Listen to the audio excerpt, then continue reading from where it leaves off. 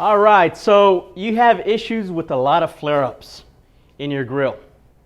You throw your meat on there, maybe it's a day where you're having this big barbecue day and you're grilling fatty meats like chicken thighs and burgers, and you're baking wrapping everything that you have in your refrigerator and you're throwing it on the grill.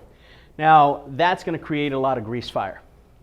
So if you remove that meat off that grill, after you have this grease fire, just to tame it down a little bit, and you turn it down to low, and you still have this grease fire going, turn it completely off.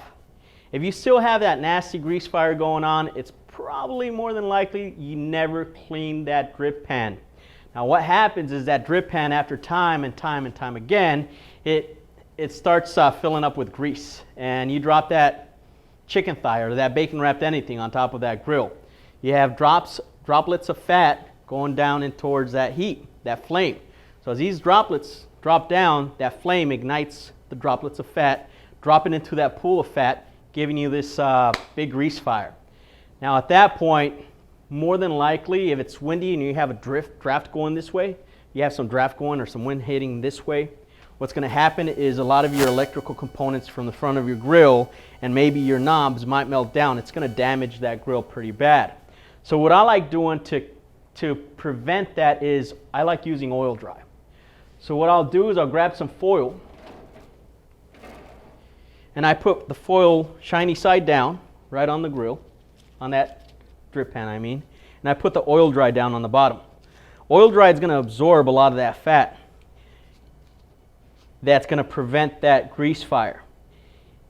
Even doing this though, even if you do this, if you leave it and you close it and you forget about it after a whole year that you have Oil-Dri, you can still get a grease fire.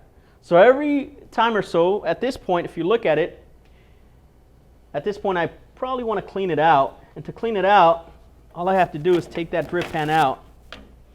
And I can do two things here. Take a lot of this black clumpy stuff out and trash it.